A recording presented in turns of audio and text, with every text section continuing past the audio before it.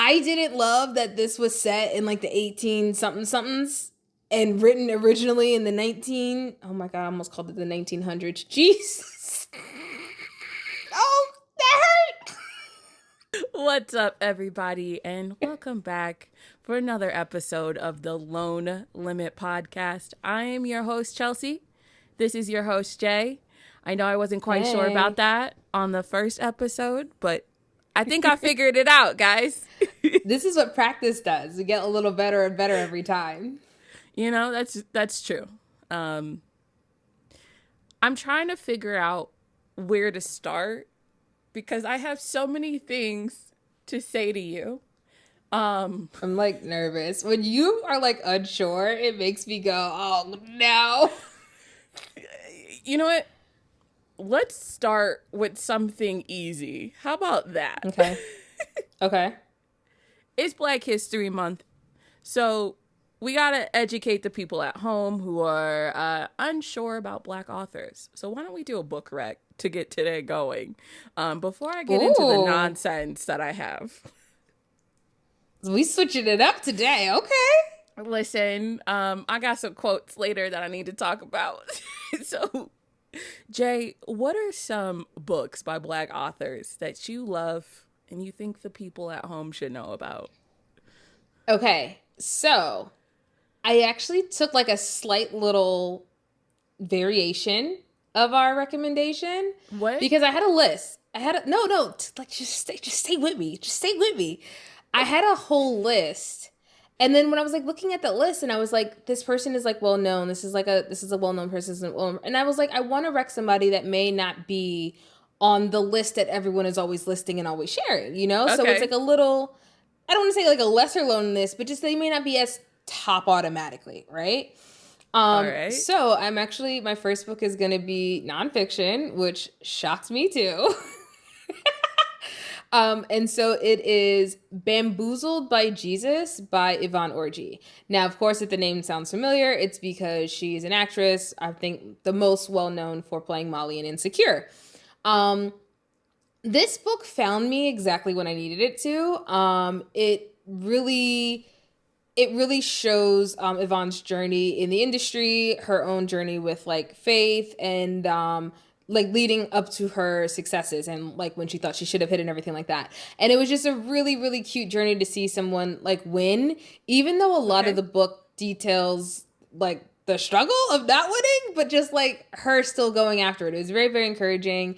And I listened to it as an audiobook. And when you hear an actress do a read of something they're very familiar with, like it was like sitting on the couch and her telling me her story. That's what it felt like when you listen to it as an audiobook. So I would say if you read the book, you should absolutely read it. But if you do, try to do it as an audiobook because it's like a whole experience. And I hear that with a lot of like authors that are also like actors or actresses, is that just the reading of their own book is just another level of an experience. So I would suggest that. And so I don't think I ever hear Yvonne's name in some of those things, but it's a really, really great book. And then You've Got Served by Kristen Alicia. I feel like you're thinking of the dance movie. That face makes me think you're thinking of the dance movie. No, I'm not over here, you know? No, my brain was going, I feel like we've talked about this before, but it was the You've Got Mail. And so then my brain was like, is that the same author? Is that not the same author, not the same series, not connected in any way, shape, or form. Okay. So You've Got Served is a book about, I believe she's originally a chef. And she is like kind of struggling with her career. She doesn't really see a lot of upward movement or potential fulfillment in this space. And so she just kind of decides, you know what? I'm switching careers. I'm going to do something else. And she decides to become a lawyer. Like, just like, I'm going to go be a lawyer. Because it's that easy? Thanks. But that's the thing. Like, I don't mean to compare it this way, and I actually never really thought of this connection before, but it's kind of like our Black Elle moment, like Elle Woods. Like, it's kind of just like overnight, she's like, I'm gonna go to law school, and that's what it is. And in the book kind of like journeys this character, and it's really funny because everyone in there is like, yeah, I've been studying for this long, and she was just like, I was a cook 3 weeks ago, and I just took took the test. And I forget where the university is, but it's kind of like in a country adjacent place. Y'all know me and my definition of country. It may not actually be in the actual country, but like a lot of people drove pickup trucks to school, so that's country enough for me. But it was just one of those things where like her coming from like a bigger city to now go into like a more like campus central school, and all of that adjustment and everything like that. And then of course, because it's a romance, like she falls in love in this process, but she ain't got no time for a man because she got goals and stuff. But like he gonna keep showed up and studying. So, but it was a really, really cute book. But again, it's one of the ones that I feel like I stumbled onto it, I think, through my library. I think when I say I stumbled upon it from the New York Public Library, and I was really good. And she has a lot more titles. I haven't read some of her other books yet. It's on my list, but she's an author that I don't hear often, and I thought it was a really, really cute book. So those are my two. Okay. I may or may not be intrigued by You Got Served. I'm gonna have to do my research, but I think I'm gonna start campaigning it. It's like it's our Black Elle Woods moment, because I didn't put it together, but it kind of has that kind of adjacent. I'm gonna say this. I know that our podcast was brought together by the fact that you and I don't exactly have the same reading taste. Mm-hmm. But once again, we are not on the same page about what we're recommending. Honestly, I love this for the podcast specifically because it's like we get such a good gambit between the two of us, because we ain't in the same aisles of the bookstore, if you know what I mean. You know, that's like I'll see you at the registers. It's actually funny because when we did go to a bookstore together, that's exactly what happened. I was on one side of the bookstore. You were on the other. I turned around and said, Jay? I literally looked, I said, where'd she go? And I said, we'll meet at the register. I'll find her eventually. It's okay. So my first book, I actually stumbled upon this book. I went to Barnes & Noble for, I don't even remember what I went in there for. I think I went to go pick up a pre-order or something. And I was like, I'm here. I might as well look around. And I came across this book called Love and Bloom. And it's by Lucy Eden, right? Okay. First off, Barnes & Noble put it out early. So, well, I got it early by accident. And even the author was like, that doesn't come out till tomorrow. And I was like, oh. And you just like, also the fact you read it like that fast too. So I read the book over the weekend. I read it so fast. Even the author was like, you read it already? And I was like, yeah, don't worry about it. I did what I had to do. It is about a woman whose grandparents pass away and she is left with their farm. Mm-hmm. And so she's in this process of deciding, will she keep it? Will she not keep it? And certain things about this farm are not adding up about what exactly they're farming. And some hijinks ensue. It is not what you expect. But when I tell you this little cute love story between her and the guy in charge of the farm, who's Indian, by the way, so it's interracial, but not the typical interracial that we're used to seeing everywhere. Loved that it. Too. So good. I cannot wait to see what else Lucy gives us. If you're looking for a cute rom-com, this is the place to be. So good. Wait, so is it PAB safe? Yeah, 100%. Ooh, okay. When you said you weren't sure about the farmness, I was assuming bodies immediately. Listen, if you read it, that was my first thought. Not everything I read is so dark, all right? Sometimes I was like, don't look up under that soil. Here's the thing, Jay.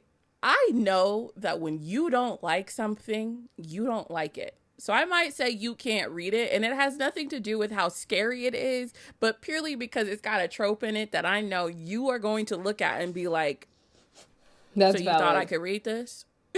Yeah, that's valid. Because I would start swinging in the air and be like, yeah. Now this next I get a lot book, of book rats. This next, like why we have a podcast, so I have a place to put my book rants. that's very true. This next book, I know you would not enjoy, so don't worry about it. But for everybody else, I'm gonna recommend Legendborn by Tracy Dion. Listen, I'm not a fantasy girly whatsoever, but when I tell you I read this book and I said, I get it. I totally understand. The magic world is very simple. There's not a lot of world building. It's set in America, so there's no confusion. There's no map you got to keep going back to. It's all about a girl who goes to college and stumbles upon an ancient society linked to King Arthur and the Knights of the Round Table. And when I tell you things pop off from the very beginning, I mean, there was no downtime. There was no slow moments. Every moment I was hooked. Also, it's written by a Black woman. The female main character is Black. She's got an Asian best friend. We got all types of ethnicities in here. We've got queer representation in this book. It has a little of everything. The third book is coming out. I've already read the first one and the second one. And do I think I want to do a reread before March? Absolutely. And I just read them. They are so good. So good. You got to check them out. I keep hearing such great things about it, which like honestly makes me want to see if I can try it. But I feel like if you say don't do it, I think I'm just like... I say don't do it for you because you're just not a fantasy person. But I do think other than that, you would enjoy it. I say give it a try. If you DNF'd it, I would not be upset. But I do think start in the daytime because, you know, we got to start you off slow. But give it a try. Like, honestly, give it a try. It's so funny because I feel like people are like, why does she keep telling her to read in the daytime? Which is hilarious because I do my best reading at night. I know, but when the animals start attacking, I don't want you to be up in the middle of the night. You know what? I'm good. I don't mess with animals like that. I'm good. You just cured my curiosity. Thank you. It's not constantly. It's a lot of chaos, but it's so worth it. I don't need to be looking at animals sideways, especially if it's set in America.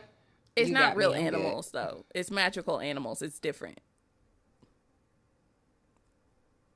I'm going to just circle back to our conversation about the Pikachu blue thing from I accidentally summoned a demon boyfriend.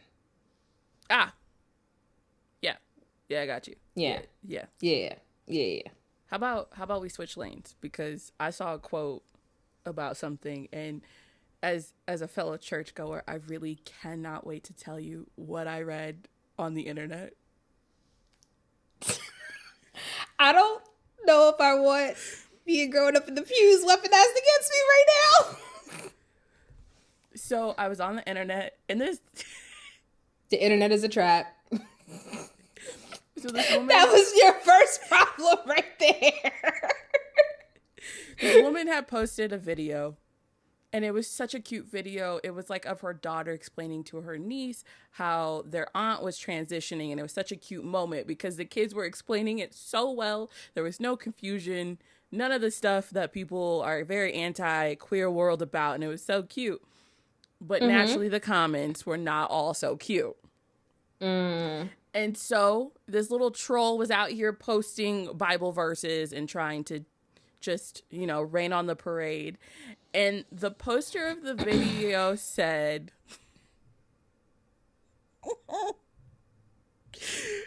I'm not going to quote the whole comment, but essentially she described the Bible as Sky Daddy fiction.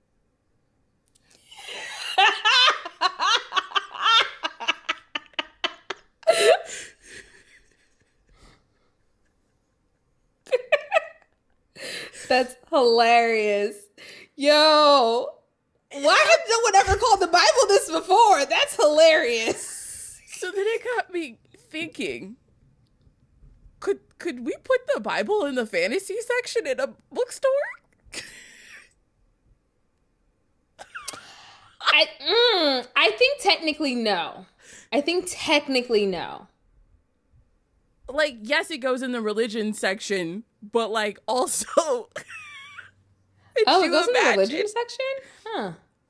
Like, could you imagine just walking through the fiction aisles and there's the Bible? See the Bible. Now, here's the thing. I think like the Bible as a whole can't be, but I think like certain chapters for sure can make like a little special appearance. I think absolutely. I think if we could like cherry pick a couple chapters, you'd be like, yeah, they definitely had the wrong mushrooms in the bush for this one.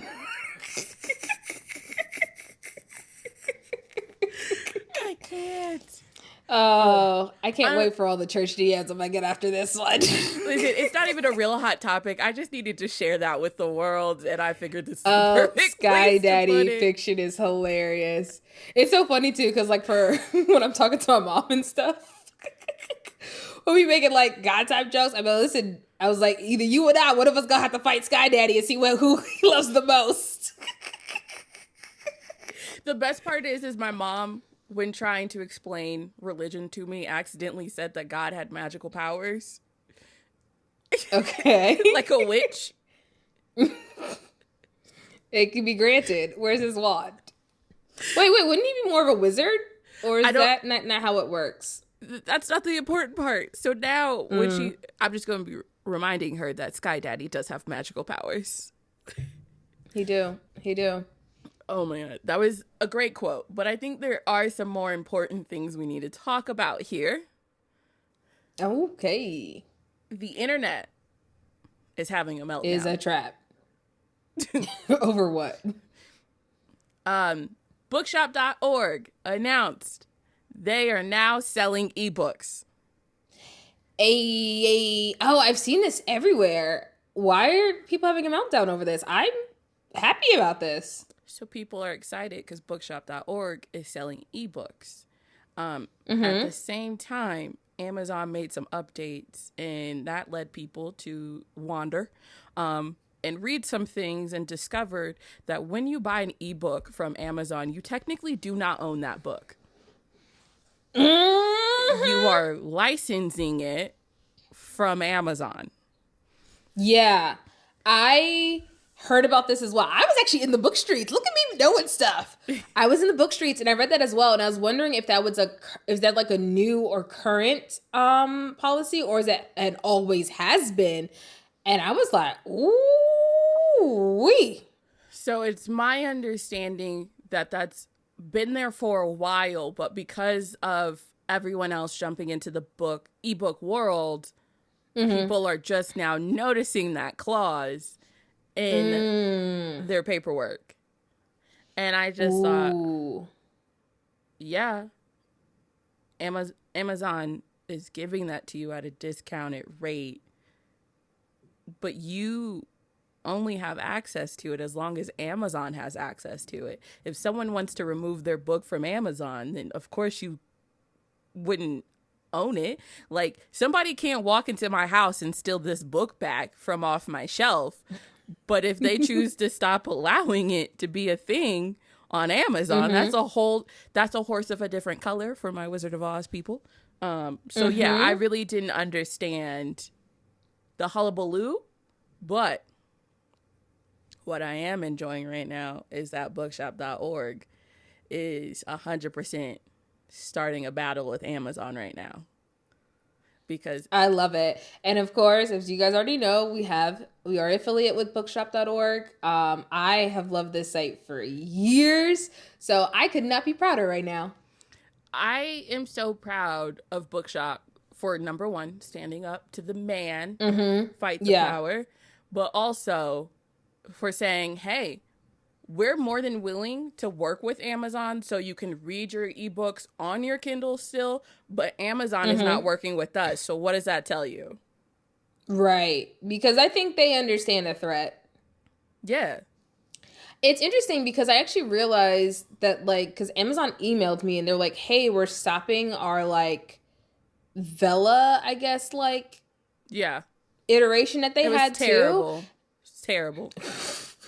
I never fully understood it. Like, they kept trying to, like, promote it to me, and I was just like, do you know how many books I already have? Like, I don't even, like, so I never fully understood it. For me, Amazon? I'm more... Do not have me out here paying per chapter to read a book. You already have all my money. You do not need more of it. Yeah. Go away. I do mourn the opportunity for potential newer authors or, whatever the case may be for compensation. I do. Anytime like something like that goes away, my first thought is people that were potentially getting compensated from that. So to that, I'm just like, I think that's a sad element. But at the same time, let's not pretend. I don't think Amazon does a great job of being innovative. I like a lot of the times when I see them do things, I'm like, this isn't new. You're just branding it and Yeah. you're like coupling it with the convenience of the fact you already have a name and a place that is recognizable to so many. So to that point, I'm just like, I do mourn the opportunity for potential authors or whatever the case may be.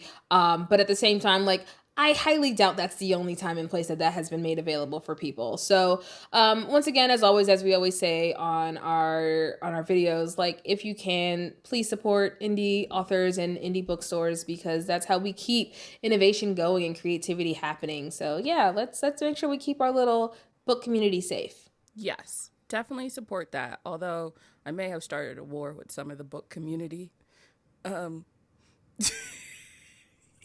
What did you? I went out for a day, and what is happening? Okay. So I have recently started putting a limit on how much screen time I can have, right? Which Okay, yes. then means I am trying to make the time I do have for screen time worth it. And so I saw a reel about Black romance, but it wasn't making sense to me, so I left a comment just asking for further clarification.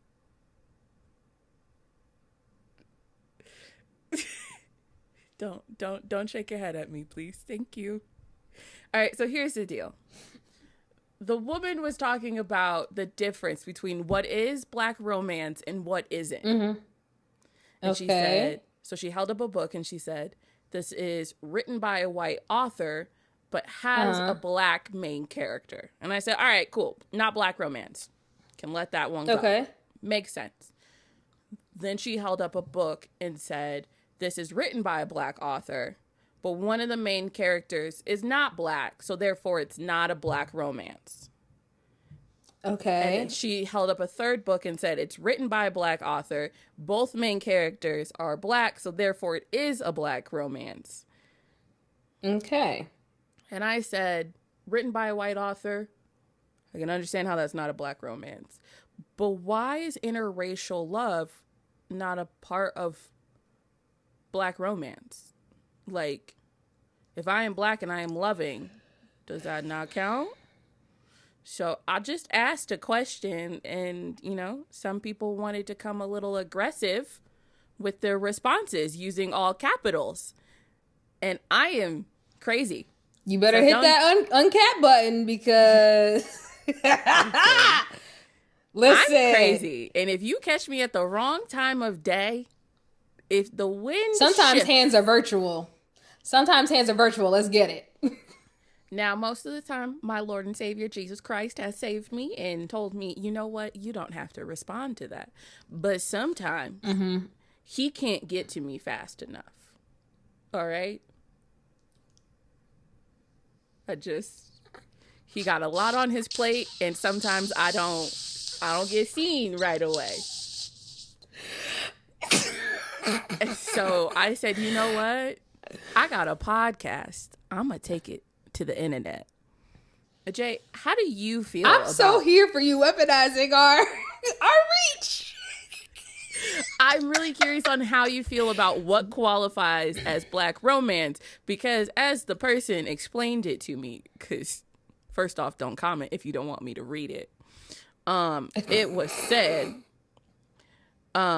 many of us want all capitals, Black love within our pages. Okay, well, I didn't say that didn't qualify as Black romance, but I'm just wondering, if a non-Black person loves me, why is that not Black love? Why is that not Black romance?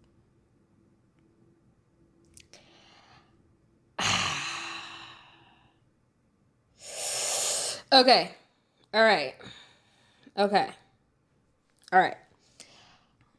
I think that within the pages, if there is any person that is black, identifies as black, claims their blackness, and that character experiences romance within those I shouldn't say just experiences it within the pages as a main character, I think that qualifies as a black romance.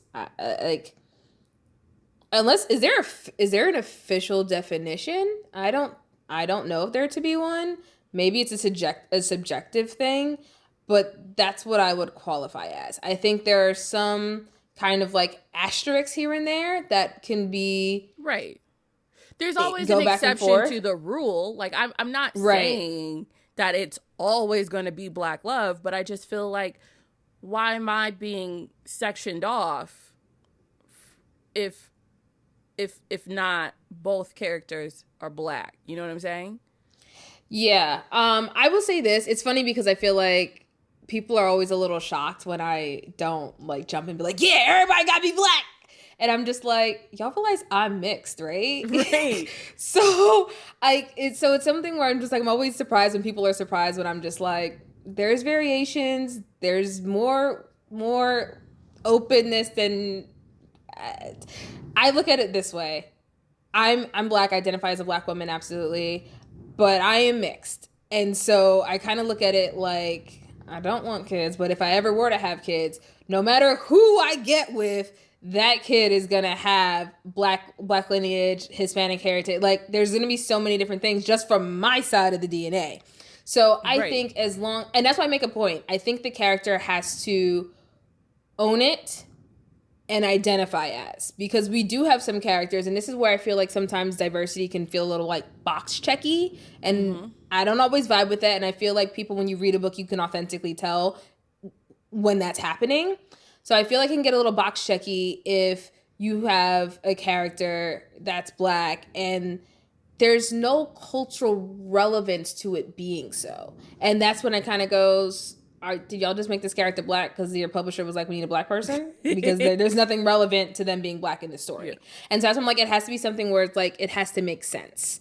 But yeah, I think if you have a main character, and the reason why I distinctly say main character, because I kind of thought about like, this is random because it's not a book, but I kind of thought of like High School Musical. Do you remember how like Corbin Blue? Corbin Blue and Monique, I'm trying to remember their character name. It was like Chad and, yeah, what was her character's name? I thought her name was Monique in the movie. I ain't seen High School Musical since it came out. Chad, right? I think his name was Chad, which I never was like, I was like, who named that? Anyway, but like they were like a black couple and like throughout the series, but they were not main characters. The main love story in that was about like Gabrielle and Troy, right? So for me, I'm just like, I love that they had their characters represented into it, but because they weren't the main character, I can't look at that as like a black love story. We saw it happened, like, and we were here for that. I know from like the Disney days that we were just like, oh my God, they gave us something, but they weren't the main character. So I can't, like, if that was a book, I won't say that that is a black love story or black romance. And that's what I kind of mean here. Like, it has to be a main character. You can't have like the black best friend that falls in love along you and that just counts. It has to be like a main part of the story that is incorporated and is authentic. But yeah, I think if you have a black identifying character that is experiencing love, that should qualify as a black romance. Now, I do get and I do understand if you feel whether or not it's a black author writing it. Yes. For me, that does get a little bit sticky. And I would just use this one example. I read what I would consider to be a black romance by an author that was not black. I didn't know until I had finished the book. Right. And when it was pointed out to me, I was like, really?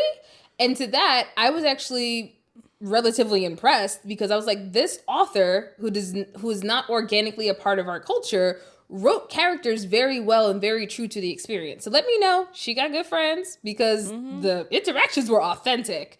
And so to that, I was just like, I have no problem with any person that is not black writing Black characters as long as they are authentic and true. Because I feel like our incorporation anywhere is good as long as it's authentic, it's true. If you're just doing it to check a box, please leave us out of it because we didn't ask for this. But I think if it's authentic experience, people interact and know things organically. Let it be that. Well, I also think like making it such a finite definition of what Black romance is then leaves out so many people that are multiracial that still want representation. So it's like, I can understand being like, listen, I want both characters to be Black, and you can still love those books. There's nothing wrong with that. But to kick out everyone else. But to exclude, I 1,000% agree with that. Like, if it's your preference, that's your preference. If you don't want to read interracial love, that is completely fine. But to then exclude that, to not include it as a part is where I kind of go, ooh, I can't co-sign that. I can't co-sign that. You can have a preference and you can live in your preference and only read your preference. That's fine. Right. But don't kick out other things because it's not your preference. It's also like, why don't I count if I'm in an interracial relationship? Right. Because it's like... Yeah, no, you said it right. Yeah. I'm still Black. So why does my love not count as Black? You know what I'm saying? Exactly. Yeah. I had my bonus brother who was a little bit younger, and he kind of asked me in terms of just like, what do I think about that? And to that, I always have like a general response where I'm just like, I think it was Virginia. Now, y'all know history ain't my strongest suit, so I don't know the dates, but I believe it was in Virginia. But it was like, it was the Loving case. There's movies about this and everything to kind of reenact it. We had to literally go and fight for the legal right to marry who you wanted to marry. And I think if we had to go through that struggle to own love as it happened organically when we could, why would we then exclude it now when we can freely do it? So to that, I'm just like, if it's not your preference, that's fine. But to exclude it, I think, is a little dismissive of the fact that was not even always an option. In America. I'm just speaking about like in America. So,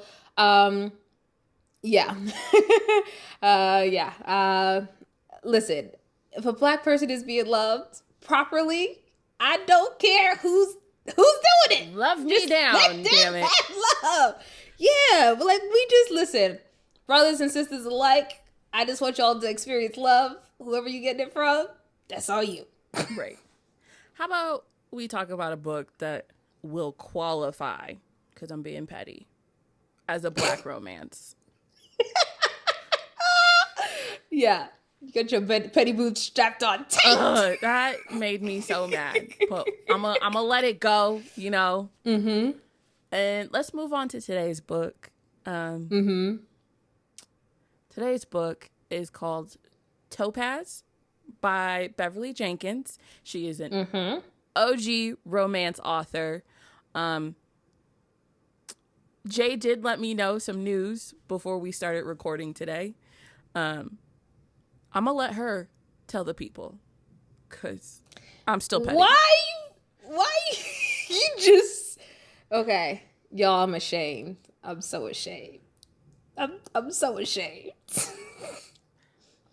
So, for this book, and I've done it, I think, once before on the podcast, it is an official DNF for me. However, I did go through it, so I know what happened, so I can still speak to it. Jay? But yeah, I'm ashamed. I'm so sorry, y'all. I'm so sorry, y'all. Guys, I'm so ashamed. I have to grab the mic on this one, because this is why I'm really mad. Jay spewed some nonsense at the beginning of the season talking about, I want to branch out. I want to try new things. Did she try it? No. I tried so hard. We spent like 2 hours sifting through books to find one that she would at least be willing to read, and then she didn't read it. I read most of it. I'm ashamed though, y'all. I'm so ashamed. The thing that has me upset about this one is Jay's biggest complaint about historical fiction books is that women don't have Mm-hmm. rights and all these things. And the main That's not my biggest character- complaint, but it is one of the biggest Right. ones. It is one of the biggest ones, yeah. But the whole book is about a man loving a woman down in the late 1800s as she fights for her own rights. Yeah. Yeah. Mm-hmm. Mm-hmm. I told you I'm a shade. We don't have to keep barking on it. Let's just get started then, all right? You got me fired up, bro. I honestly feel like I probably shouldn't even told you. That's actually better that you told me before I had a couple of minutes to calm down, because when I tell you, I was like actually upset. The last time you DNF'd, I was like, nah, I saw that one coming. I wanted to DNF it my dang self. Mm-hmm. Reading this one, were there times I didn't enjoy it? Yes. But but the story itself, all right. The story is about Catherine Love, whose hand in marriage is given to a Black Seminole Marshall named Dixon in exchange for paying off her father's debt. Mm-hmm. How do we start this one, Jay? Because I really I'm ready to jump right in. So what did you think about that part? About what part? About Catherine and her daddy saying, listen, I need you to marry this man to pay off my debt so I don't die. This was one of the points, okay, that specific, like, it was one of the points where I was just like, so this is why I can't read historical fiction. I can't tell you how many times, like, especially in the beginning. So for me, like, the beginning of the book, which is, I think Beverly did a fantastic job of setting up and moving the plot of the beginning portion of the story swiftly. Like, if I wasn't me, I would be like, she did a fantastic job in that beginning. Like, honestly, my only complaints was the setting, the plot, the reasoning, my complaints were just, all jokes aside, my perfect explanation. My complaints were preference complaints, not execution complaints. Like, it was just the fact that my preference is not this, that, like, honestly, if you guys remember, I think the only other book I DNF'd for the podcast was for Holiday Intrusion, which just had so much, like, SA and just, I literally couldn't do it. Like, my stomach couldn't take it. It was not that level of extreme for me with this, but it was pretty close with just, like, my aversion to, oh my God, I can't with this. And so if I remove myself and I kind of read it in a detached place, which is kind of how I got as far as I did, it was one of those things where it's like, the story is moving. Like, there are things keeping you engaged. Like, multiple times when I was kind of, like, ready to check out, and my mind was like something else would happen action-wise, and I'd be like, ooh, okay. So, yes, the premise of the fact that a woman could be bartered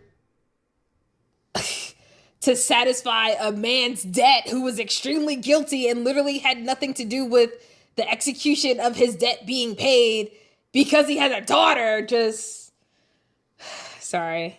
That was, I was screaming the walls down in that portion. Also, I'm very glad, so the father, okay, let me back up a little bit. Bart Love, who's Catherine's dad, I know he's like a con man. He was actually kind of one of my favorite characters. He was very funny to me, and even though, like, I was even a part of his demise, like, the humor in his character I appreciated. Say all that to say, when he was kind of offering his daughter up as the payment, he mentioned that she was 19, and when he said this, I kid you not, I walked out of my own place, and then I realized that does nothing to the book. The book still exists. So I realized how silly that was, and I was like, okay, let me go back. And then finding out that was also a lie because he's lies through his seat continuously, I was more at peace with the fact that she's actually 28 or 29. She's 28 or 29? 29. I think she's 29. So, yeah. So that made me feel like a little bit better. But it was a lot to overcome for me, honestly. I'm not going to lie. I feel like I learned some history-ish things while reading this, and I appreciated it because I feel like that's probably the easiest / best way for you to subtly teach me history. But yes. You done digging your own grave over there? Go ahead. So, first off, I too did not enjoy the fact that in the 1880s you could just sell your child in marriage to cover a debt. But I had to go, you know what? That was 1880, and thank God I was not born then, because I would have been hung for a witch. You know what I'm saying? Like, it just... Oh, yeah. It was not for me. Multiple times through reading this, I was like, I would not survive, purely because they would have killed me. They would have absolutely killed me. Number one for me, I think I read it more in like an anthropological kind of way of like, all right, that was then. I can't put my modern day views into this book. Number one. Okay. That was smart. I don't think I did that well. Yeah. Number two, I stopped reading this at one point because like the way it was written, I was like, I feel like I'm missing something. So then I had to do some Googling, and I found out that this book was originally published in 1997. So it already is not going to be what me, modern day Chelsie, is expecting in a book. And then I found out it was republished in 2007. It's still a very different time than 2025. So I could not go into it with 2025 eyes. Question. What did finding out that it had an older publishing date than you originally thought change for you? For me, it changed how I viewed the writing style itself. And then number two, the way the smut scenes were written, they were definitely not today's smut scenes. So, you know. Okay, I see what you're saying. I literally have a note about that in my notes, and I was just like, ugh. If you are going to branch out, you have to branch out. I'm not saying you have to love everything, but girly pop, what we doing? I know. I know. So getting into the story, because you did read some of this. Yes, I read a good portion of it. What did we think about Catherine being this newspaper woman, fighting crime, taking down bad guys? Loved it. In a weird way, this is going to be such a weird... In a weird way? This is going to be such a weird association. But at the beginning of the book, I was just like, come on, Kim Possible. Like, I don't know why, but when she was like trying to crack safes and like...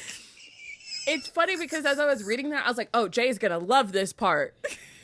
Oh, I did. Up until they got caught, I was here for it. I was like, oh, we cracking safes. Let's go. And then she got caught. And I was like, oh, okay. And then she had to get forcefully married the first time. And I was like, ooh, I'm not rocking with that. And then she got saved from one marriage into another marriage. And I was just like, okay, I'm done. So, like mentally, I was like, I can't. So she's been undercover.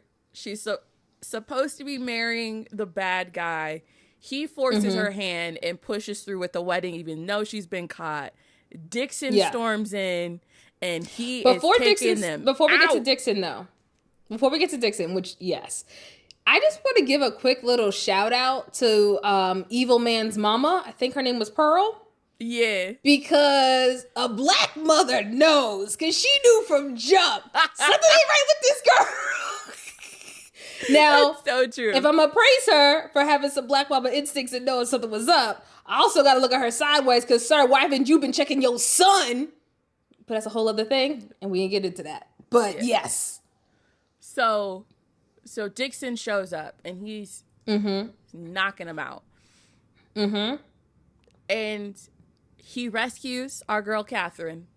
And I have to say, the conversation they have in the back of the carriage is one of my favorites because he goes, listen, I know you don't want to be married to me, and I can respect that. So for that, here are your options. You can go back to nasty old Rupert, who I guarantee you in 1883 is ashy as can be, or we get married, we give it a shot, and if it doesn't work, I'll put you on the first train back to the East Coast so that you can live your newspaper woman life. Just give me a child. And you ain't even got to raise a child. But yeah, this is what I hope for. And I said, you know what? At least he's going in with a clear head of like, listen, I'm just trying to keep my family line alive. I know you don't want to be here. This is not the most romantic situation. And we can find common ground. Yes.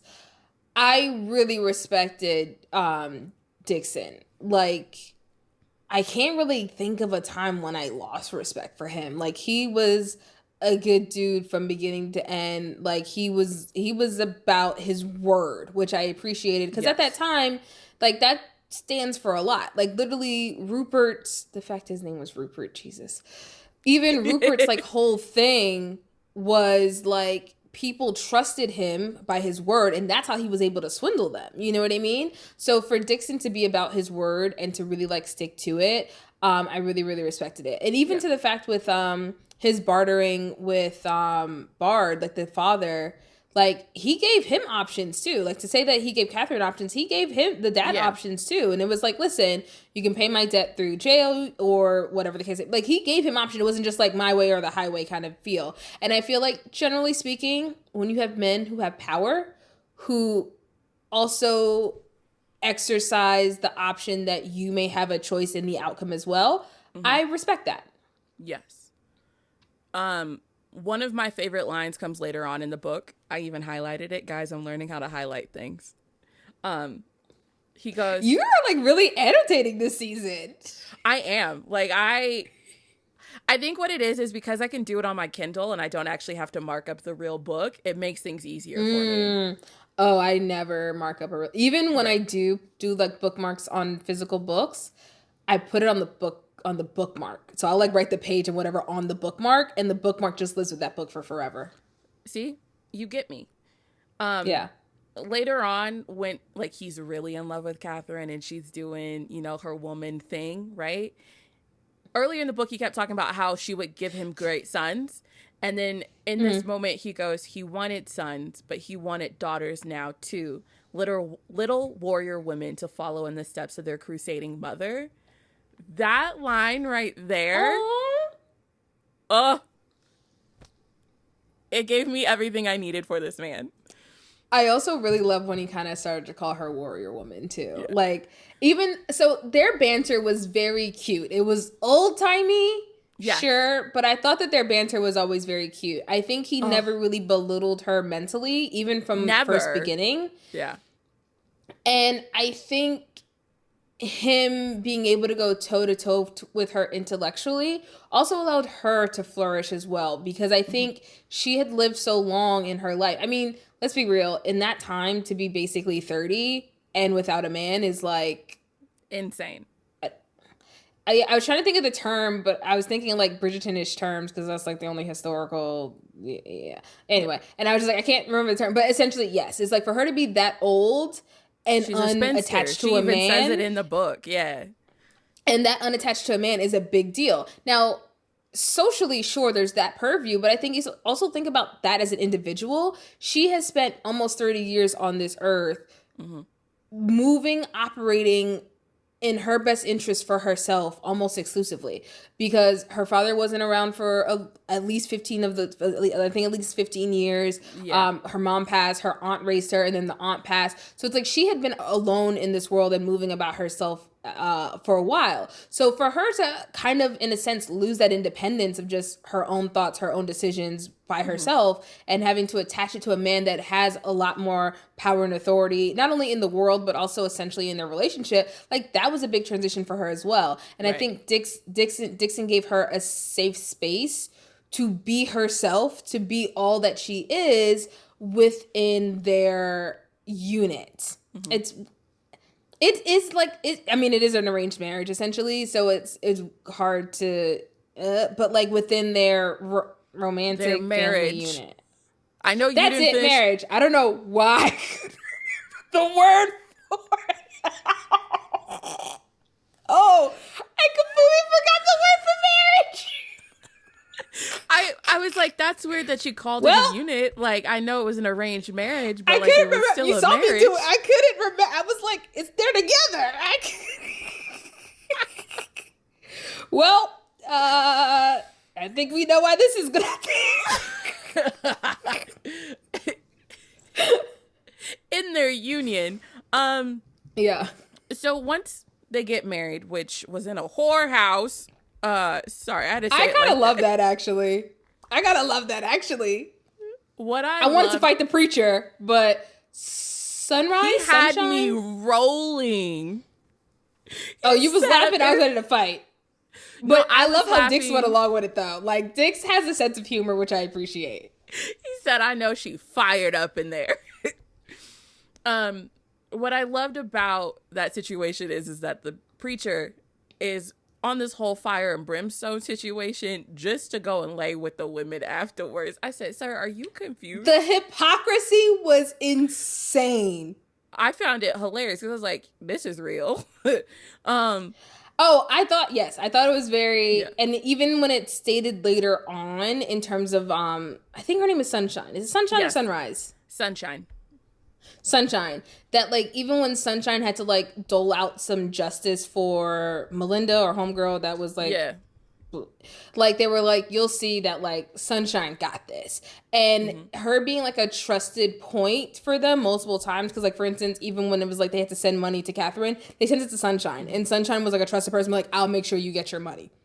Yeah. What they were sending like messages, it was like routed through Sunshine. So I really love that she was like a trusted person and staple in the community. And then because of the whorehouse element to it, like she has so much reach to so many people politically, whatever, because they all come visit. So she got like connections to everybody. What I loved, number one, about that section was Dixon knows that Catherine is not on board, and he says, listen, I'm not going to force myself on you. Eventually we will have to broach this, but only when you're ready. And I thought, Yeah. That's a good one. He a good man, Savannah. It's a good man, Savannah. Yeah, I thought that was so get out my head. I thought that was so respectful. Yeah, I thought that was so, and also another note to Dix, I thought it was respectful because he understood that like she wasn't ready physically, because they never had a lead up. It was immediate. Like you were caught one night stealing. You were gonna be like forced into a not safe marriage. To then I think it was like the same night or maybe the next day. She was still in her wedding dress from the Rupert wedding, marriage. so it was the same day from a different man. Yeah, so then same day to be married to a man you just met. So it was a lot happening. So I love that he kind of took it to the point where being like, no matter what her physical stance is, she doesn't know me. I'm a stranger to her. She needs time and space to like, I don't love saying that in this terms, but in the sense of like open up to me. Yeah. I'm trying to put together the puzzle pieces of your brain. I'm gonna just leave that for later. I think that's I don't want to say it's a scary place because I don't think it is, but it's scattered a bit sometimes. Yeah. So it will take some time to kind of rein everything in. I don't know if you want to talk about their Oregon Trail, essentially their trek to Kansas or to Texas. I actually enjoyed it. I actually really enjoyed it. That was actually one of the parts of the book that I think I genuinely enjoyed. Yeah? And it was for a couple of reasons, actually. So they're trying to go back west. So they're trying to go west. They're taking a group of mail order brides north. West, because they're on the East Coast and they're going to Kansas. So that's west. Yeah, so they're going west. I loved it for so many different reasons because they couldn't take the train for safety situations. Mm-hmm. I love that you just had a group of women that were kind of taking control of their future. Yes. And I loved the fact that Blake and Dixon never belittled any of them for that. Never like kind of, there's just like, I'm the man, listen to me. It was never that kind of energy. And that I love that they collectively became like a community. And even for Catherine as well, because like I said, like she has been operating solo and independent for so long. I think even for her to kind of have that camaraderie with women without competition, because even when she was at Sunshine's, like instantly these women were like, oh, you got him. Like it was like an instant combatant and from another woman. So I love that like with these women there was an instant like acceptance and appreciation and just like we're chilling. Grace is the homie, yo. I loved Grace. She was the one that was like kind of having her thing with Blake. Like I loved Grace, and I love that her and Catherine connected in a genuine way, because I feel like she had that moment with Sunshine. Sunshine, yes, sunrise, Jesus. Sunshine. Sunshine. I feel like she had that moment with Sunshine, but even to that, it was more of a like mentor-ish kind of exchange. Whereas like with Grace, it's like the similar like having a woman you can go to and talk to, but it's kind of more on the same plane, like a peer situation. So I loved that whole journey, them whole like learning how to do the horse and buggy or wagon situation, and then do all the stuff and the thing, but you know the stuff they got to do to get the stuff to get the places. That I love that. Yes, I love that. Yeah. I loved that. I think for me, my favorite parts of this book are once they actually make it back to where Dixon lives. I don't know how much of that you read, but that was some of my favorite stuff. This is where I kind of get a little murky, because I was with them on the trail. I didn't get exactly when they got all the way back to his place, because I got it to where Rupert's people were like trying to get them at the hotel. No, not Rupert's people.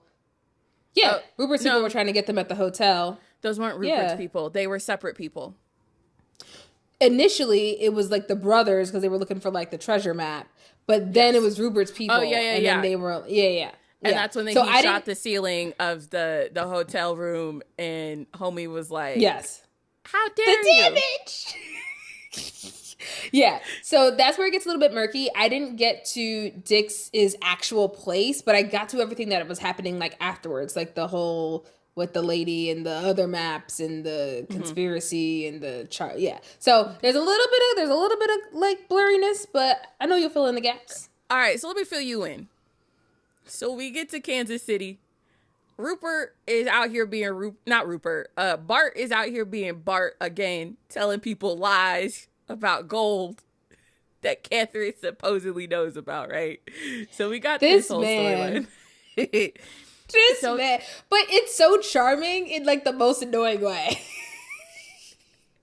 It's just like, my favorite part about that was Dixon was like, the man would lie to you about it being sunny when it's raining outside. So why would you believe this? Why would you believe him? Like, I love how Dix made that statement where he was like, most people know not to believe him, but he can swindle some people on their best day. And he was like, but he can swindle these idiots every day. And I thought that was like one of the funniest lines, because it's just like, oh, they stupid. So then we got Rupert's men showing up, who then end up having to do the walk of shame naked, because Dixon said, I'm sick of your stuff. Again. So then the next day, they get on a train, and they ride the train from Kansas, I think it's down into Texas. So they make a couple of stops along the way. This is where things get interesting, because it's a weird mix of, we're still in racism, but at the same time, Dixon is still respected by people. So it's like, they go to get on a train at one point, and the guy taking the tickets is like, oh my God, you're Dixon, the marshal.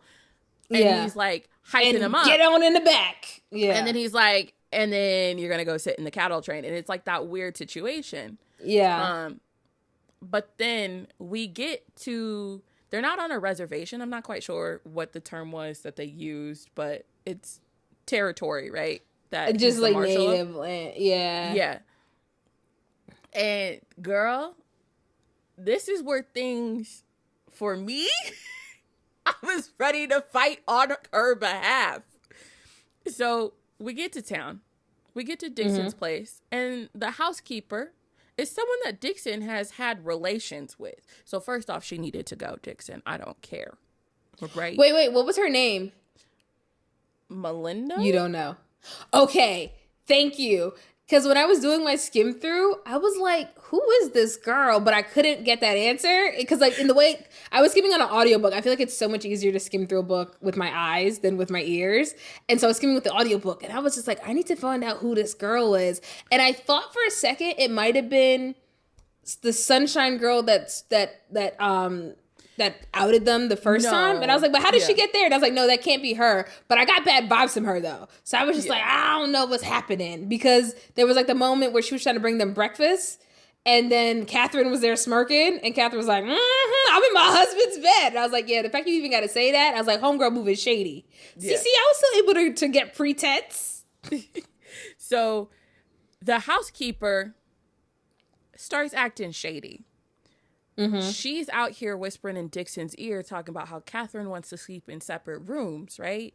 So Dixon is just like, all right, if that's what she wants, like, go ahead, put her in this room. She then is going over to Catherine saying, Dixon wants you to sleep in this room instead. Girl, that is not a girl's girl. But at the same time, she's smiling in Catherine's face and being nice to her. And all the townspeople are like, listen, if she being nice to you, you better watch your back because something ain't adding up. They said, she's smart. She ain't nice. All right. And then at one point, Catherine needs something out of Dixon's trunk, which is in his room. They go over to the room and find out that this housekeeper is locking the door and then watches her as if she's a criminal while Catherine goes to retrieve her belongings. Dixon finds out and is like, that's what we not gonna do, and fires her immediately because at one point... Dixon, I see you. Well, no, the best part about it is like Dixon and Catherine finally make up because at one point, Dixon was giving her the cold shoulder once they were back on the territory to like... kind of like ease his feelings. He was like, I can't have feelings for her because I know he needed distance because he was down bad. He was down bad. Girl, he was down at the half. I knew when he made the bet with Blake about like, I was like, bro is fighting for his life. But it's like, he's like, oh, I have too strong of feelings for her. I need to put some distance between us.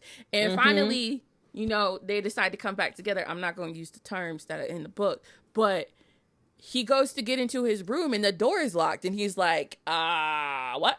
And so that's when Catherine tells all what's been going on. So finally they get into the room. The next morning, this housekeeper gonna let herself into the room.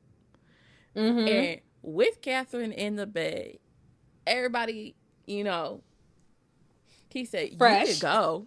He said, you could go. This my wife, you could go. Well, actually, I think Catherine is the one who dismisses her. And then the housekeeper looks at Dixon and Dixon is like, you heard her. Get to step in. And I was like, go off. Word. So then Catherine starts to integrate herself into this little town, right? Yeah. And she leads the I thought that was very cute. She leads them to a revolution. And this is where I was, I think this is why I got so disappointed that you DNF'd it, because this would have been the part that you would have loved so much. So first, the payoff. She joins this group of ladies called the Deweys, right? And they're going against this bootlegger who's giving all these underage people alcohol and like getting them hooked and all these things, right? And then she finds out that there's a newspaper in town and the guy refuses to hire her. Yeah. And so then they start to picket outside his newspaper, which then leads to them discussing how the grocery store owner refuses to have a female clerk and the women hate having to order their personal items from a man. And he kept telling them like, oh, I'll put some thought into it. I'll put some thought into it, kind of like brushing them off. And then they find out that the bank owner won't allow a woman to open up a bank account without a husband's signature. So these women band together and are picketing all three businesses. And then they start coming up with ideas. At one point, they're holding out sex from everybody. Like the wife of the grocery store owner was like, you could sleep on the couch. Okay, I y'all. don't care. Listen. Listen. Okay, so I had read, I guess, some of the like outcomes of this thing. I Yeah. didn't realize that it was like why that it was all connected. This I am kicking myself because this would have been such a beautiful payout for it. Yeah. But I did read like the outcomes of them, and I thought it was really beautiful how, you know, they started to do all these things. No, this is amazing. And I think this is one of the reasons why it was kind of harder for me to kind of get through it though. I didn't love that this was set in like the 18 something somethings and written originally in the 19, oh my God, I almost called it the 1900s. Jesus. It is. No, but It that hurts, hurt. but it's the That truth. hurt myself. But it's the truth. Oh God, that hurt. Oh, that hurt. Oh, that hurt.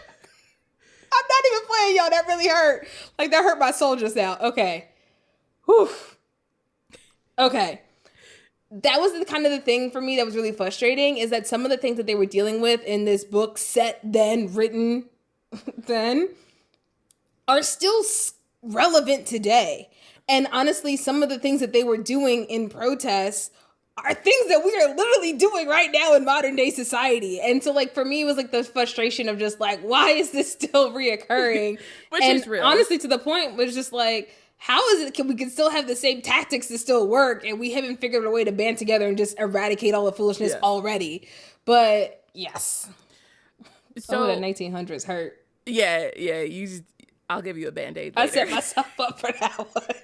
So we have all these women picketing, and the men are losing their mind. They're going to Dixon being like, yo, your wife is the problem. And he said, that's weird because your wife is also upset and she's brought this to you many a times. So don't you put this on my Catherine.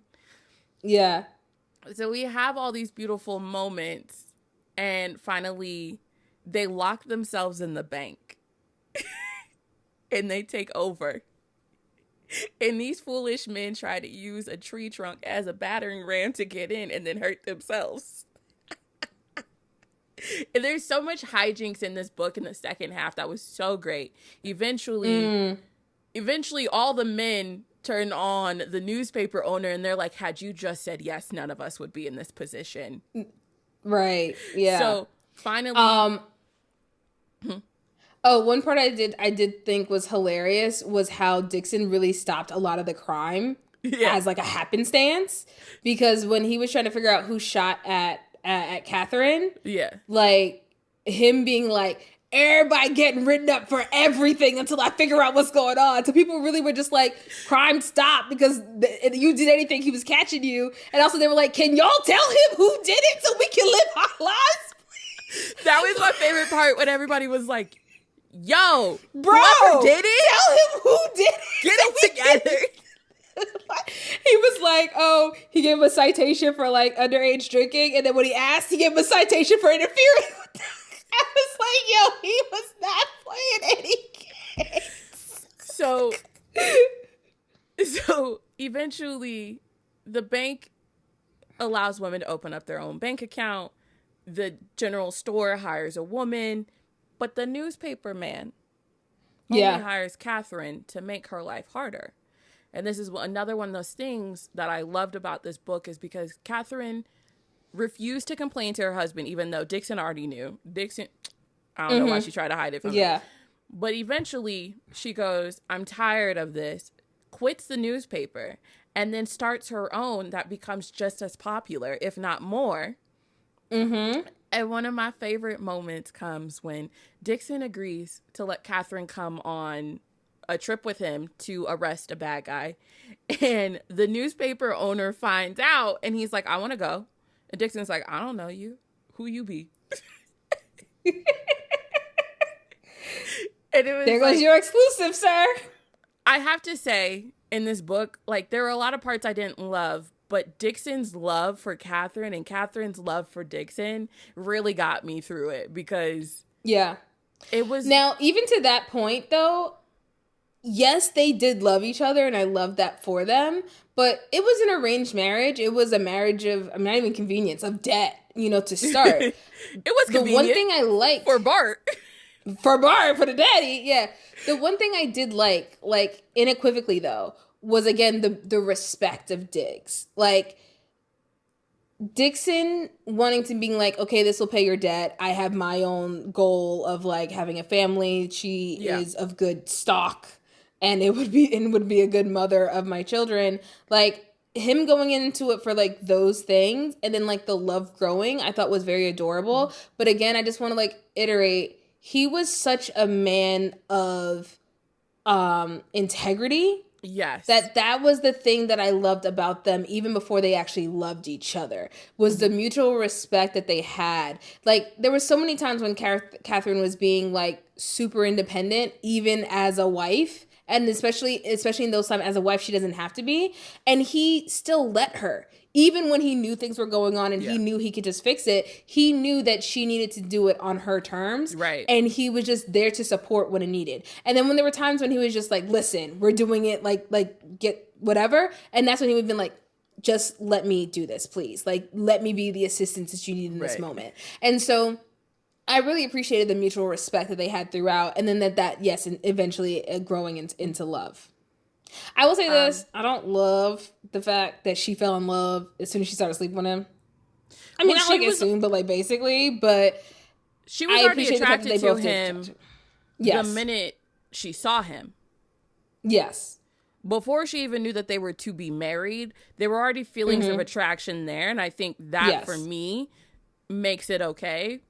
It's not like a Stockholm syndrome sort of situation here.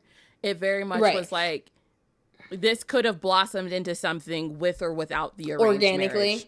Yeah. I can see that. I can definitely see that, because I will say, I think she also like made a point to not feel for him because of the stance of being like, I want this to be my choice kind of situation. And again, it's where I go back to the respect of Dixon of being like, I'm not going to force you because that's just not what I'm about. Like, it will happen organically, and when you are also ready and wanting of it, which is just that's not something that he had to do in any way, shape, or form, and it's definitely not like the male norm at that time. So I really appreciate him for standing on business like with that.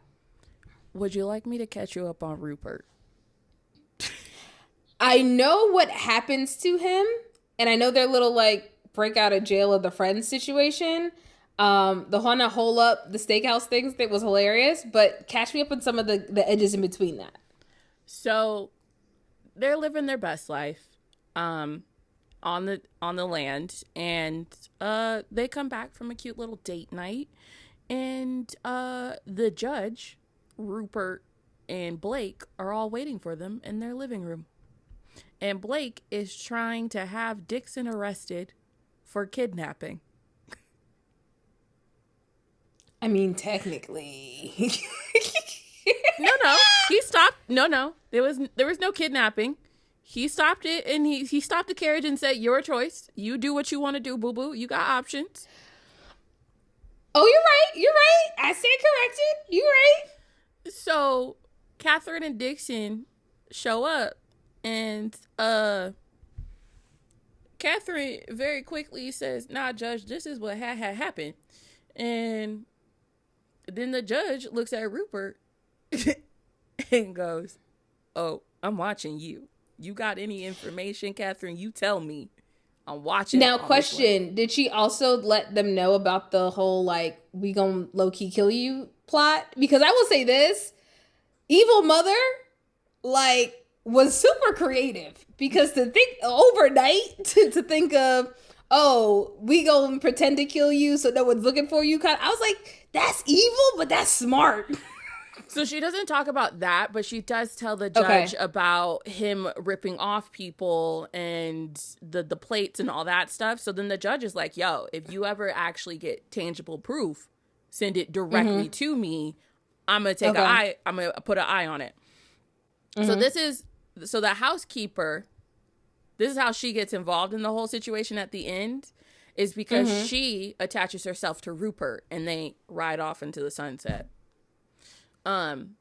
So then we fast forward, we find out that, Clyde and Ned and the wannabe bandits from earlier are still up to their shenanigans. one of them is in jail, and they end up in there with Rupert's henchmen, who are also up to no good because now they're bootlegging alcohol and all types of stuff. And I was very upset when they blew up the jail to get them out and killed Linden, and Bart, and the dad. Yeah, they was just trying to play checkers. I don't know how we got here. Yeah. So this leads to a standoff, which I loved purely because Catherine's suggestion is actually taken serious by the men, and it helps them in the standoff. Get what they need. Yes, yeah. I loved that. Absolutely loved that. Because when initially she told the story, they all kind of laughed. Like, not laughed at her, but like laughed like, oh my God, that's hilarious. But I loved that the next day they were like, that would actually work. Let's go do that. And I love the fact that they, and also like Dixon being like, your suggestion, whatever. Like, I thought that was such a beautiful moment of also just showing that, like, you know, like, again, going back to he's a respectable man, a good person. Like, he doesn't be like, oh, this came from a woman, we ain't gonna use this. Like, no, it's yes. So Rupert's henchmen die from the blast. The brothers come out running. And then Rupert is arrested. Not only is he found guilty of the stuff that Catherine was accusing him of, but turns out he had a whole list of crimes that they're going to put him underneath the jail for at this point. I heard he was like being accused of murder, right? Yeah, so he killed the guy that was helping Catherine break into the safe. On top of that, he had run some scheme with another person for like a ship liner across the ocean, which sank like a couple of miles off the coast and then killed a bunch of people. Like, this man was guilty of everything under the sun. Like, just throw a book at him. He's done it.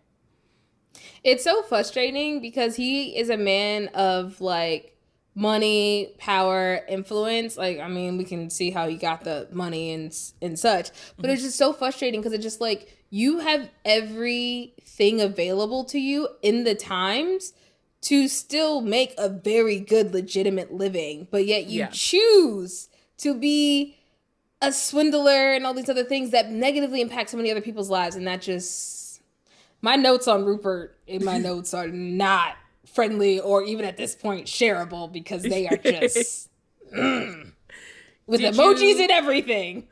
I bet. Did you read the epilogue? Did I read the epilogue? I read the last chapter for sure, but I'm not confident that was the epilogue. Could this be one of those things like before where one of our copies had an epilogue and one didn't? Because I don't remember them distinctly saying epilogue, but I read it to the end. Like, I read the entire last chapter and like pieces of the chapters leading up to the end. So did you get her pregnancy? Yes. Okay. Well, not the whole thing. I heard just telling Diggs. I don't know if there's a... Okay. There's a whole nother chapter. Oh, so mine didn't even have that. It wasn't even me not reading it. It didn't have it because it ended with her telling him in the wagon that, like, I hope you can make baby food, which... I think this might be the one time someone announces their pregnancy in a book and you're happy. That's the one time, but one of the few, yes. So the original publishing in 97 doesn't have, like, the special epilogue, which is her giving birth. But then the revision of it in 2007, I think I have that copy because that's the one. I think I have the 97 one. Yeah, okay. So it's so cute. So, catch me up. Catch me up. So Homegirl is working until her final days of pregnancy, right? And of course. But wait, is she just doing her own newspaper or is she doing something else? So she's still doing the newspaper, but it's still popping. Vera, the old lady who kind of like took her in the book, I don't know if you got to that part, but she's the godmother of her baby. It's so cute. Okay. And so now, side question though, did she end up officially being a deputy woman? Because I know Dix mentioned that multiple times, and she was pretty like handy when they did stuff. Was that official title, or was it just kind of like, if you come, you come, but you're more as a journalistic way? So she's not a deputy. She's still a newswoman. She's a journalist. So a tornado hits the town, and she's in the middle of labor. So she she gives birth. Oh wait, because they're in Kansas. They're south of Kansas. Oh, okay. Tornadoes hit all the way down to Texas, girl. I know that. So the tornado movie with Glenn is the most I know about tornadoes. I just know I don't want to be there when they be happening. That's how all I know about tornadoes. And get in a tub. I think you got to get in a tub. That is an option. Like that's right. Okay. So they're in the storm cellar.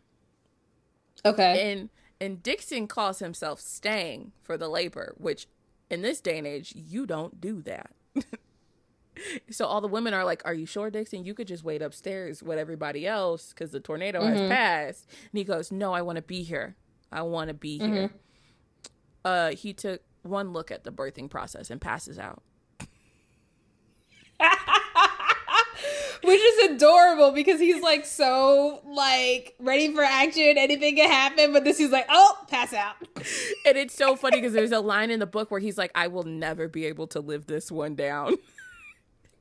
She ain't gonna let him. And then she gives birth to a baby girl and all is good. 10 toes, 10 fingers, and they're happy as can be.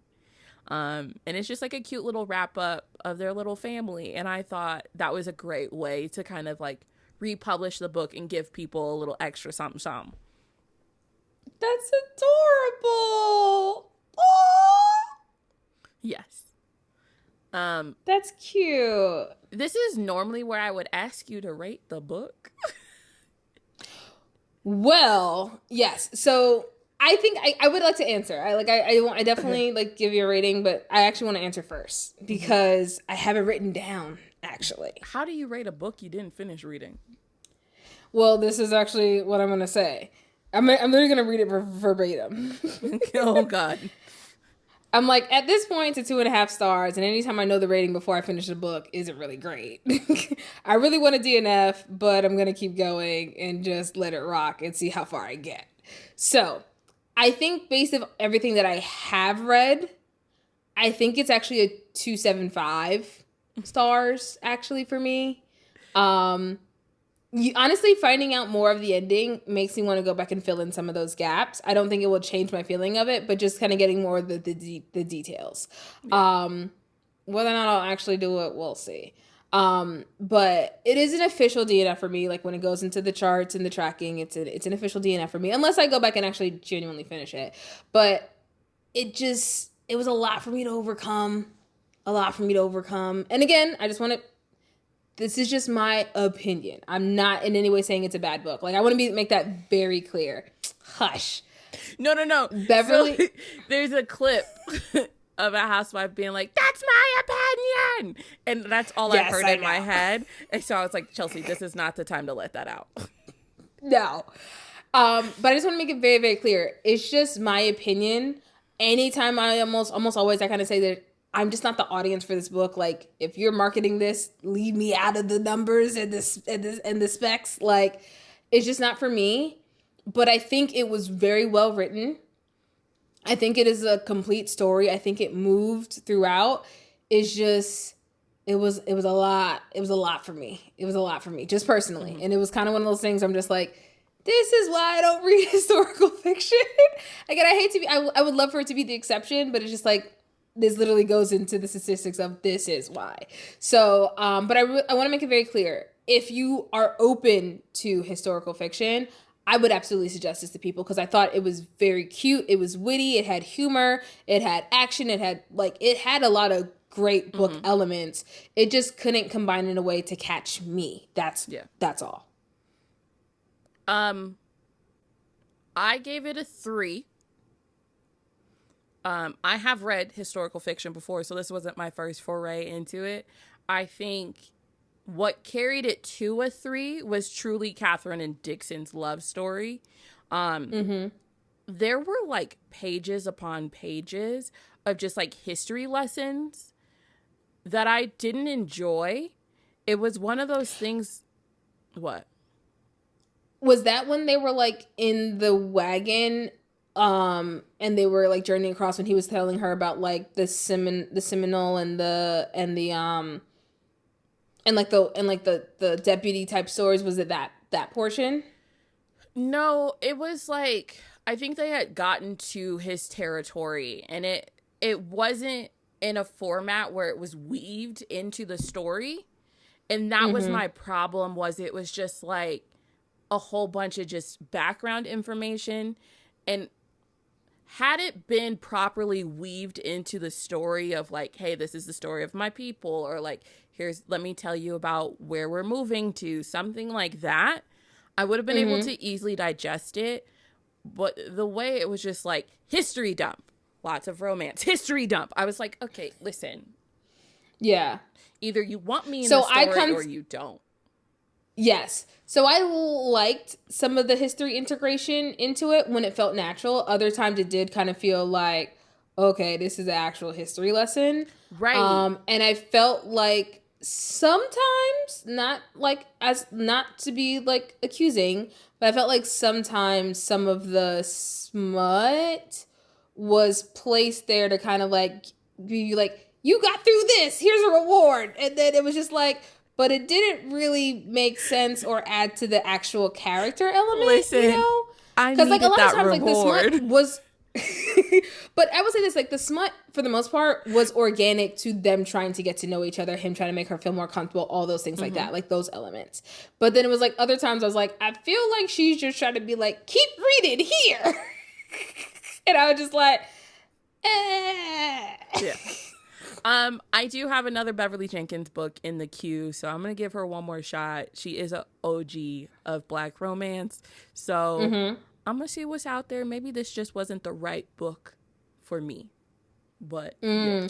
I can't speak bad of her as an author. No. I can't. It was well written. It was a well written book. You know, I like to give authors flowers, which I feels terrible because I know it's not a great writing. But again, it's just my opinion of it. I think she was a great writer. I don't think it was a bad book in any way, shape, or form. It just was not for me. Also, you read with your eyes, right? Yeah. Okay, I read it with my ears, audiobook. The audio reader, I don't know what their name is. I can probably like look it up. They also sounded aged. That's a weird way to say it. And so it was like, I feel like also I just felt like an older person was telling me these stories that I already didn't really want to hear. And I was just Do it with your eyes. Try it with your eyes. It might be a whole different experience. Okay, I might have to give it a shot because I definitely do. Like I said, I do want to fill in some of these gaps. Like that whole hold it up the bank thing. I'm like, ooh, I'm here for the revolution. But I think you're right. I think I might have also just like kind of set myself back doing it as an audiobook because I was fighting for my life, y'all. I really was. I tried so hard. I want to be like, I'm ashamed I didn't finish it. I really am. But I really did try so hard. It just was real hard for me. I do have a favor to ask, though. Don't tell this to Beverly when we meet her in May.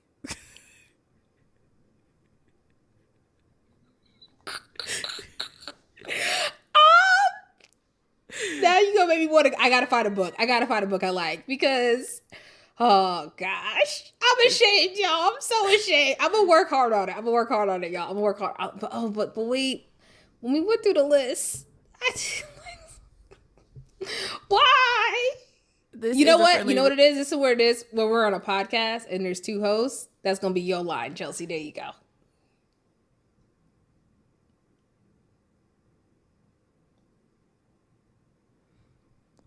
I do want to remind you that I started this podcast off by being Petty Boots. So I don't know if you really want to trust me to be the person speaking.